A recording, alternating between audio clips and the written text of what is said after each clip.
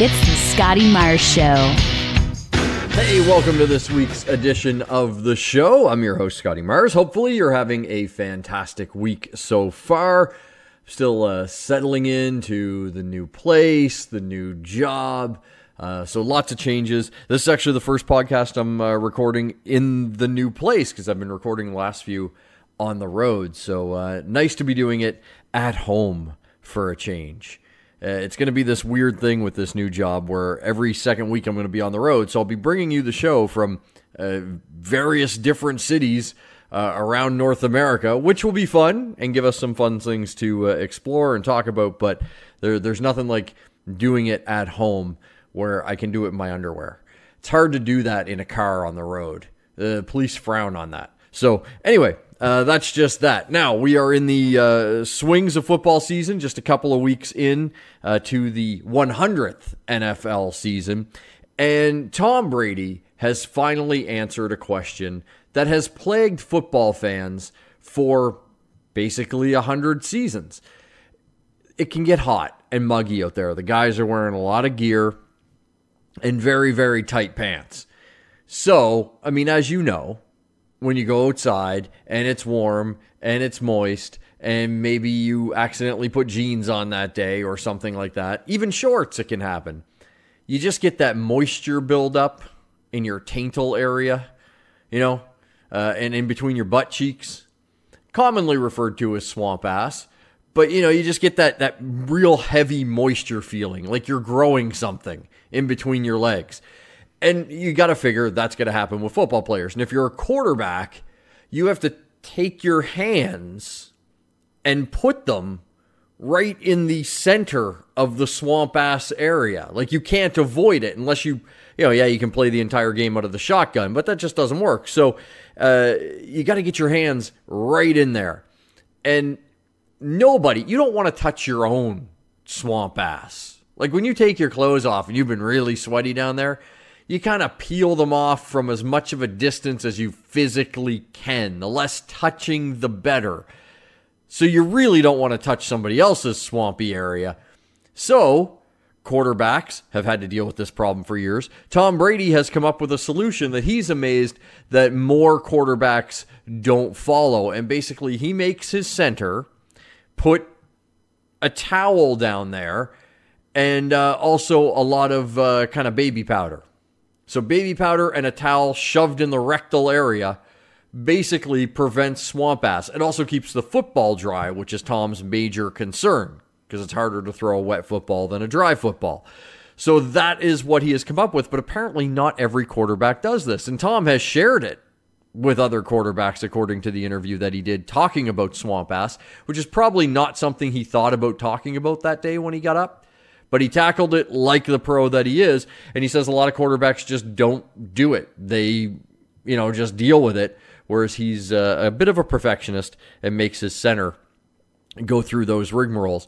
And here's the thing. If I'm another quarterback and I look at Tom Brady and all that he's accomplished in the NFL, I'm going to pretty much follow his lead on that. And then also when you look at who his wife is, when it comes to the topic of ass, Tom Brady is an expert both on swamp ass and getting ass. So when it comes to ass, whatever Tom says to do, you're probably just better off following Tom's advice.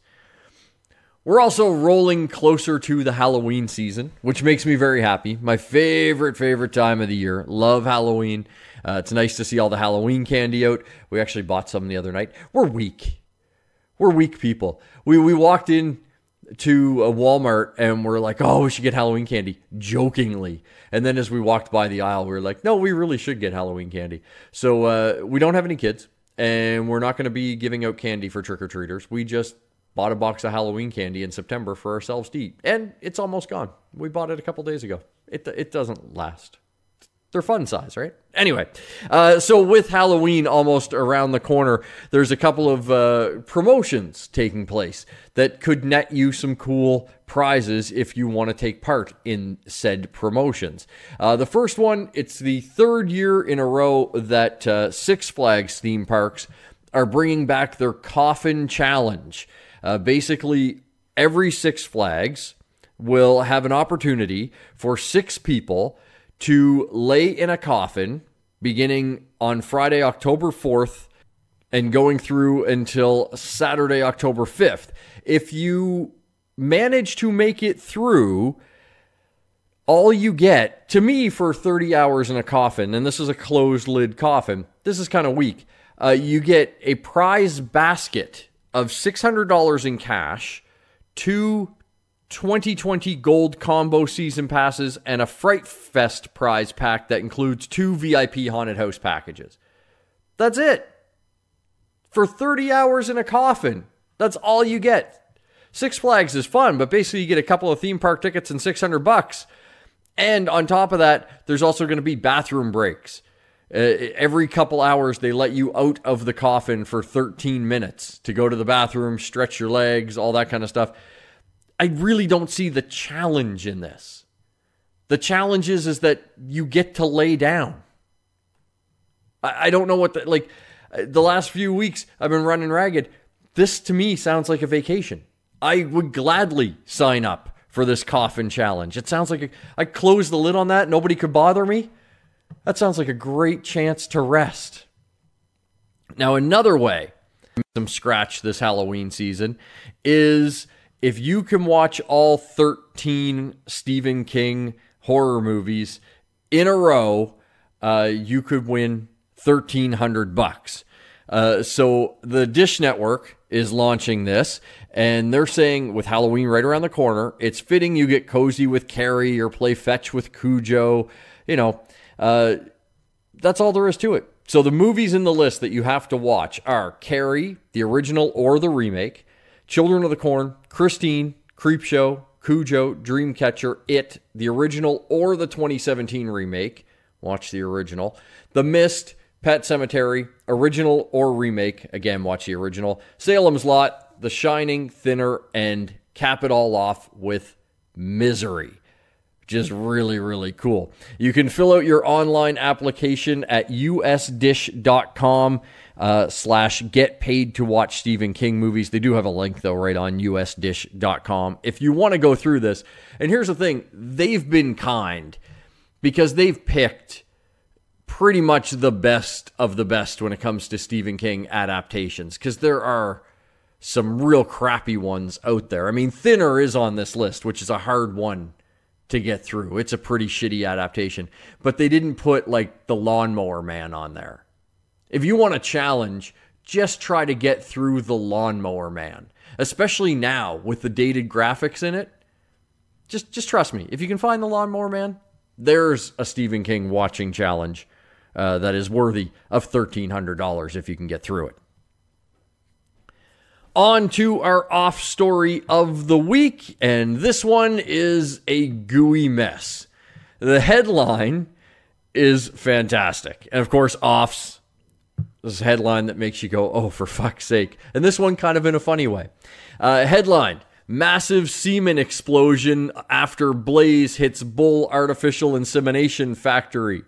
Firefighters forced to dodge projectiles. Firefighters got to know what it was like to be a porn star for a day.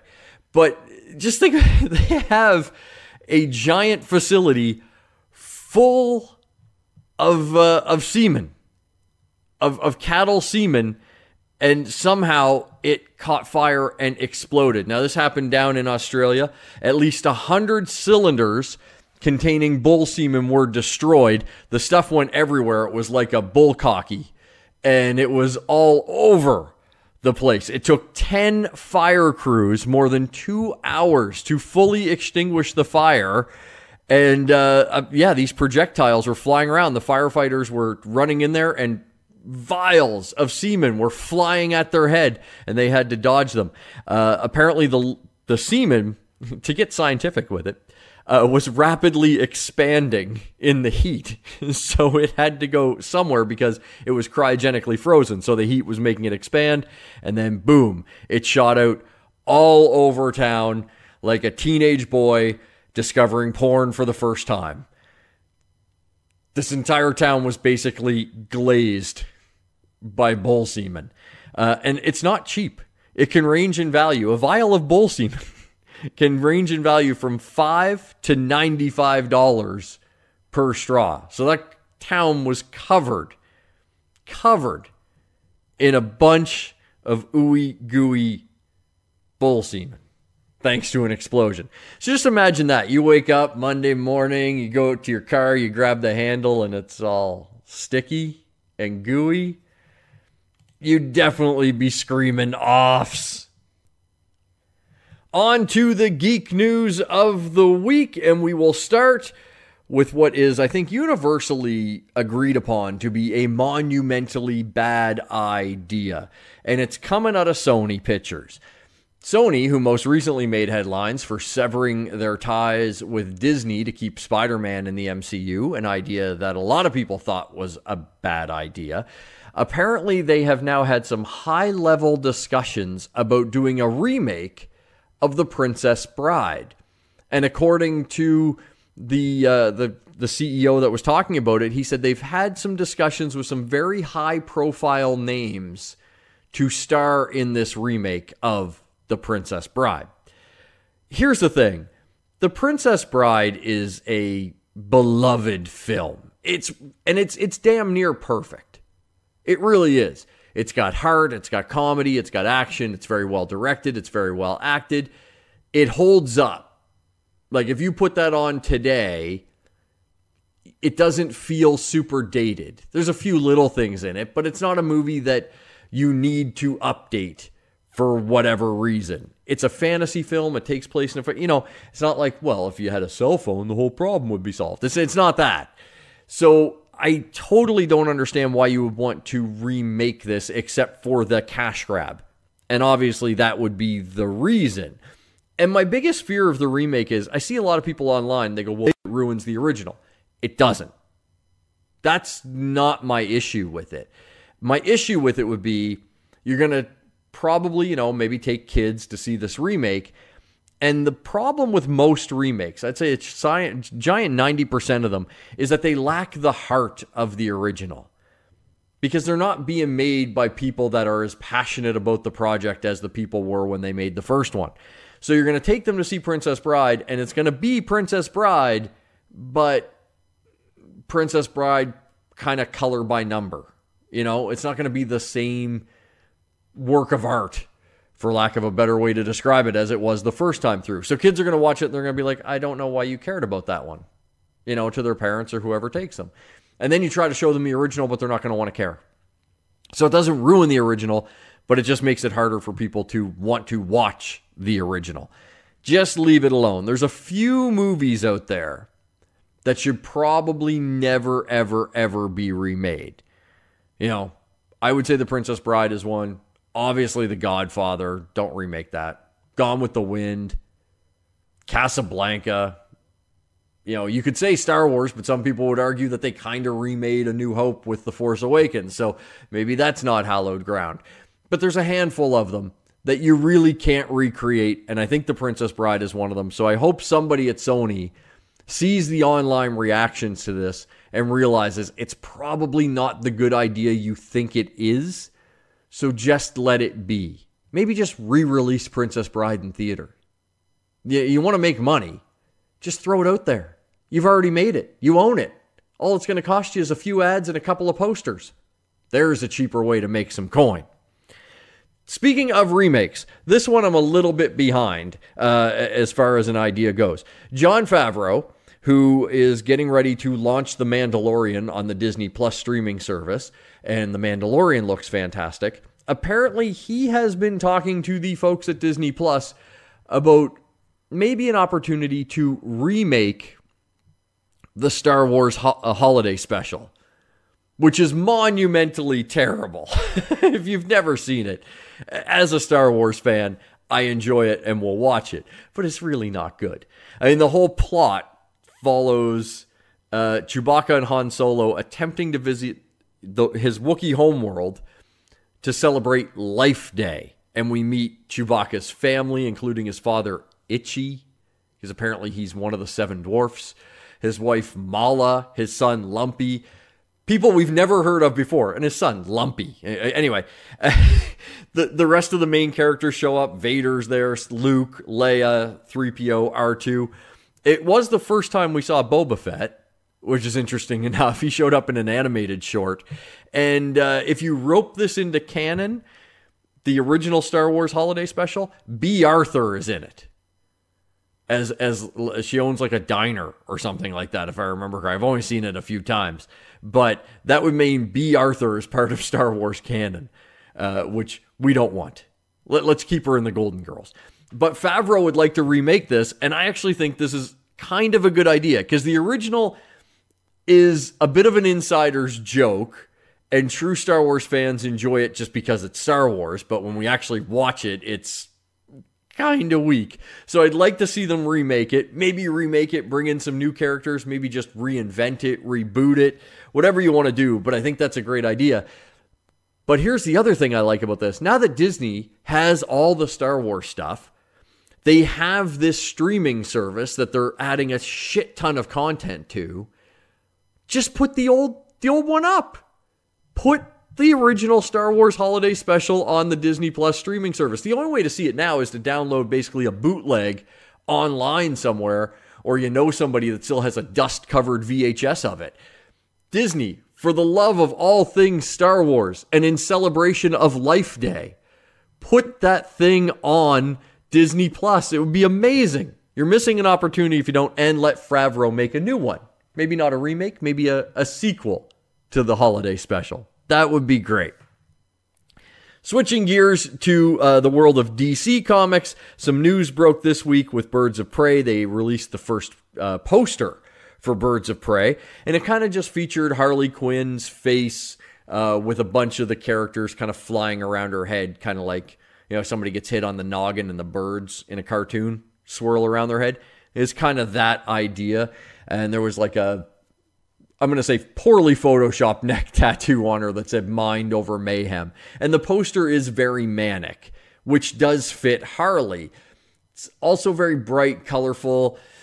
It's not the most eye-catching poster for a first poster. So, I was kind of lukewarm on it. But some fans lost their fucking minds with it, because if you zoom in, which you have to see Ewan McGregor as Black Mask, he doesn't have the mask on. He's still just regular Roman Sionis. And people are like, I can't believe they ruined this character. He should have the mask. If he doesn't have the mask, DC is screwing up again, blah, blah, blah, blah, blah. Everybody relax. The reveal of Black Mask in the mask is going to be part of this movie. We haven't seen it yet. We have not seen the final form of Black Mask. They wouldn't unveil that in a tiny little person on a poster for our first look at the character. Just calm the hell down. And I know it's the internet, and I know people love to shit on all things DC, but I think this is one where we're just overreacting. Just wait. We're gonna get a full-on trailer online soon. The movie comes out in February, so the hype machine is just starting for Birds of Prey. Calm yourself. I know, we're all excited to see the further adventures of Margot Robbie's Harley Quinn and to see some of these new characters like Huntress and Black Canary hit the big screen for the first time, but we have to be a little patient. Now, if we see Birds of Prey and Black Mask does not have his mask, I will join you in your outrage. Until then, I'm holding my outrage in and just crossing my fingers that I am right. Sticking with DC, if you like Fortnite, Batman could be invading Fortnite very, very soon. Some keen-eyed Fortnite players found a few little hidden links to things like an explosive batarang, a grapple gun, and a Batman banner. This all seems to lead to the fact that Batman skins are headed to Fortnite, which would be very, very cool and another great way to get Batman out there. And if you're wondering when that may happen, we don't know, but there's supposed to be an update on the 19th of September, tomorrow, but Batman Day is coming up very soon, September 21st.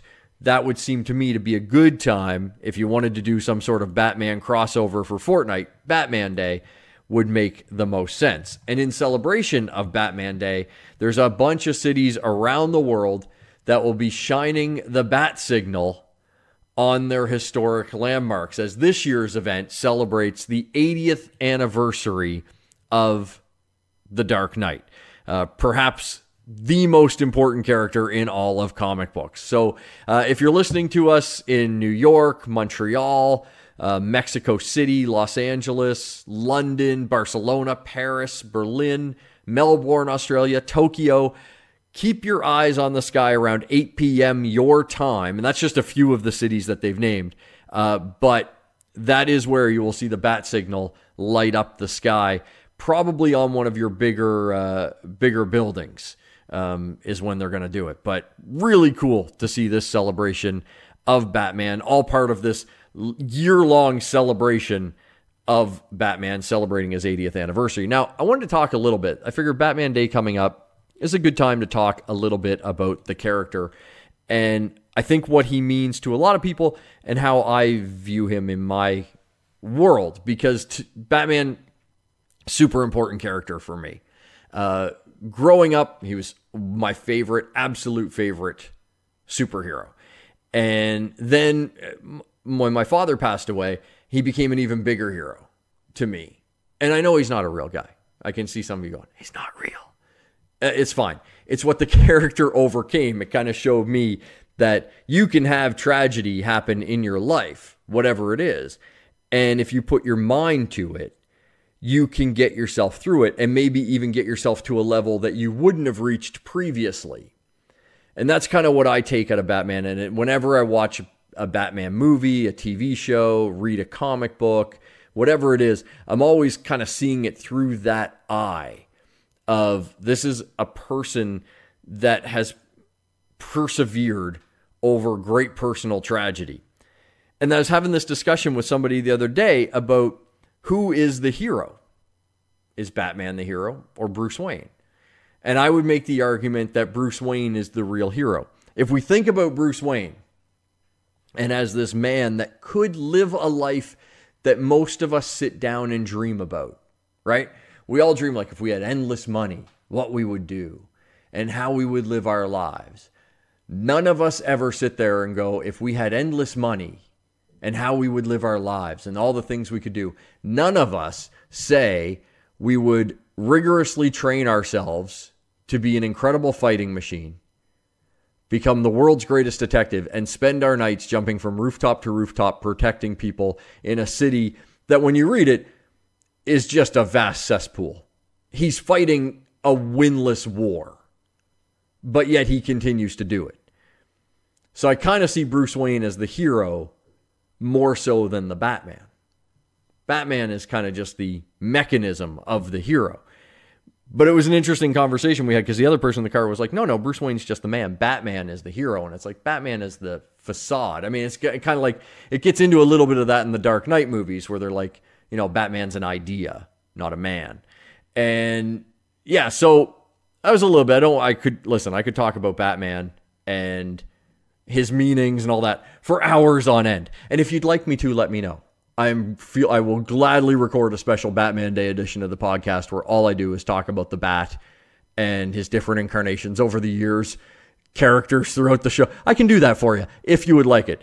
Just hit me up on social media and let me know. But make sure on September 21st, at some point, you do something Bat-worthy. Whether it's do something nice for somebody, help somebody out, do something that Bruce Wayne would do on Batman Day, and then that will make the world just a little bit of a better place. And then after you do the nice thing, watch a Batman cartoon, read a Batman comic, something to celebrate the Dark Knight. That will do it for this week's edition of the show. Don't forget, find us on social media, The Scotty Mars Show on Instagram and Facebook, at Scotty Mars on Twitter. You can leave me messages there, questions, comments. If you want me to do that Batman special, let me know there. Also, we got a few more ratings and reviews. Thank you. You guys are really coming through, and that is pushing the podcast up those charts, which means more people are finding it. So keep those 5-star ratings and reviews coming in. They are super, super helpful. And you can also always catch us streaming at blasttheradio.com Thursday mornings at 8:30 Eastern time. And of course, iTunes, Spotify, iHeartRadio, wherever you get your podcasts, subscribe there. And until we chat again, have a great week.